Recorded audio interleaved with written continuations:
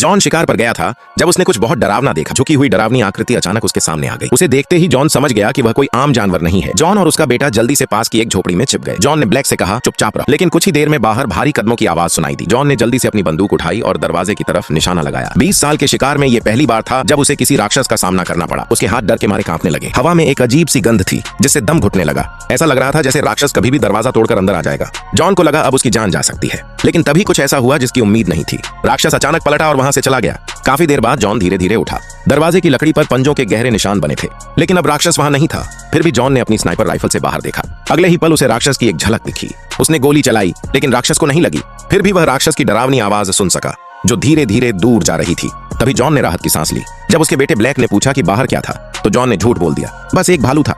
लेकिन ब्लैक को यकीन नहीं हुआ। रात में वह चुपचाप तहखाने में चला गया। वहां उसने अपने पिता को किसी से बात करते सुना। उसे पता चला कि वो भालू नहीं था, बल्कि एक डरावना वेयरवुल्फ था, इंसान और भेड़िए का मिलाजुला राक्षस। ब्लैक को तब नहीं पता था कि यह भयानक चीज एक दिन उसका सबसे बड़ा डर बन जाएगी। 30 साल बीत गए। अब ब्लैक बड़ा हो चुका था, शहर में रहने लगा था। उसने वेयरवुल्फ की घटना को भूल ही गया था। लेकिन एक दिन एक ईमेल आया जिसमें लिखा था कि उसके पिता जॉन की मौत हो गई है। एक पड़ोसी ने उसे उनके पुराने घर की चाबी भेजी। कई सालों से वह उस जगह नहीं गया था, तो वह अपनी पत्नी और बेटी के साथ वहां जाने लगा। सफर में सब बहुत खुश थे, लेकिन जैसे ही वो पहाड़ के पास पहुंचे, उसे पता चला कि पुरानी सड़क अब बंद हो चुकी है।